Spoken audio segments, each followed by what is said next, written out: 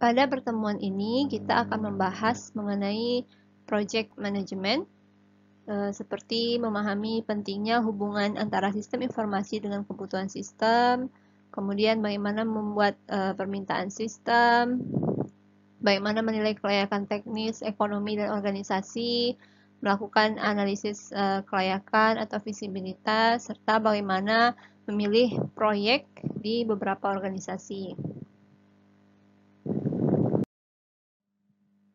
Sebagian besar proyek yang terjadi dalam kehidupan kita sehari-hari, seperti kegiatan wisuda, kelulusan kuliah, yang memerlukan perencanaan dan pengelolaan. Waktu berbulan-bulan akan dihabiskan untuk mengidentifikasi dan melakukan semua tugas yang perlu diselesaikan, seperti mengirimkan undangan kepada pihak yang terkait atau stakeholders dari kampus, kemudian memilih menu serta menetapkan waktu dan mengalokasikan uang untuk kegiatan wisuda tersebut. Nah, sepanjang jalan untuk kegiatan wisuda itu, keputusan akan dicatat, kemudian masalah akan ditangani serta perubahan akan terjadi. Dan meningkatnya popularitas perencanaan wisuda, maka seseorang yang tugas utamanya adalah mengkoordinasikan sebuah wisuda akan menunjukkan betapa sulitnya pekerjaan ini. Dan pada akhirnya, keberhasilan suatu pihak akan berkaitan dengan upaya yang dilakukannya dalam perencanaan yang dilakukan untuk pelaksanaan wisuda tersebut. Proyek pengembangan sistem bisa jauh lebih rumit daripada proyek yang kita temui dalam kehidupan pribadi kita sehari-hari, yang biasanya lebih banyak orang yang akan terlibat, misalnya organisasi, biayanya yang lebih tinggi, serta lebih banyak tugas yang akan dan perlu diselesaikan. Karena kompleksitas perangkat lunak dan pengembangannya, hampir tidak mungkin untuk mengetahui semua kemungkinan hal yang dapat terjadi selama proyek pengembangan sistem. Oleh karena itu, diperlukan sebuah project manajemen. Manajemen proyek ini adalah proses merencanakan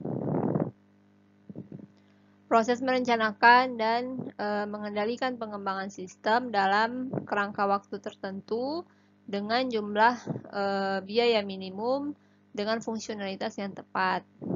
Secara umum, project adalah sekumpulan aktivitas dengan adanya titik awal atau starting point, dan ada juga titik akhir atau ending point yang dimaksudkan untuk menciptakan sistem yang membawa nilai bagi bisnis.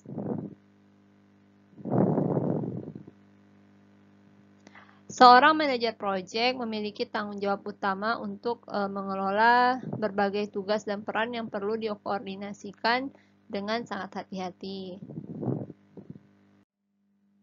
Selama fase awal dari proyek pengembangan sistem yang baru, seorang manajer, anggota staf, perwakilan mungkin bidang penjualan atau analis sistem, biasanya mengidentifikasi beberapa nilai yang dapat diperoleh dari penggunaan teknologi informasi.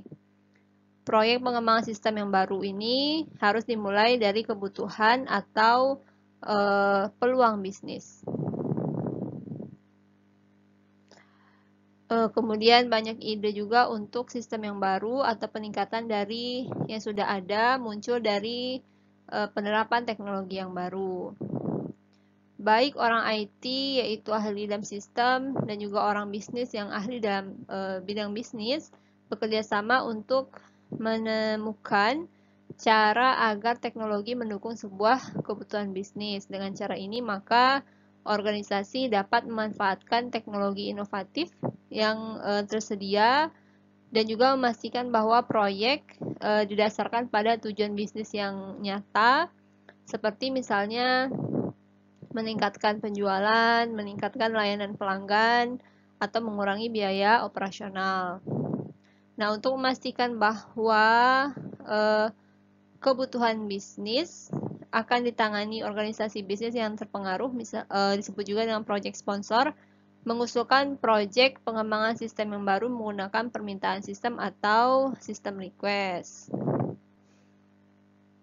Yaitu mengusulkan proyek pengembangan sistem yang baru menggunakan sistem project sistem request yang secara efektif memulai fase awal untuk proyek pengembangan sistem yang baru. Nah, sistem request ini diteruskan ke approval committee untuk dipertimbangkan. Kemudian nanti approval committee akan meninjau permintaan tersebut dan membuat keputusan di awal apakah akan menyetujui proposal atau tidak. Jika approval committee menyetujui sistem request yang dibuat, maka tim pengembang sistem mengumpulkan lebih banyak informasi untuk menentukan kelayakan project atau feasibility analysis. Nah, analisis kelayakan atau feasibility analysis ini memainkan peran yang penting dalam memutuskan apakah akan melanjutkan proyek pengembangan sistem informasi atau tidak.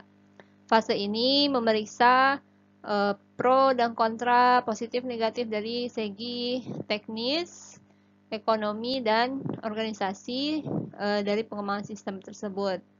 Dan memberikan organisasi gambaran yang lebih rinci tentang keuntungan berinvestasi dalam sistem serta kendala yang akan mungkin terjadi.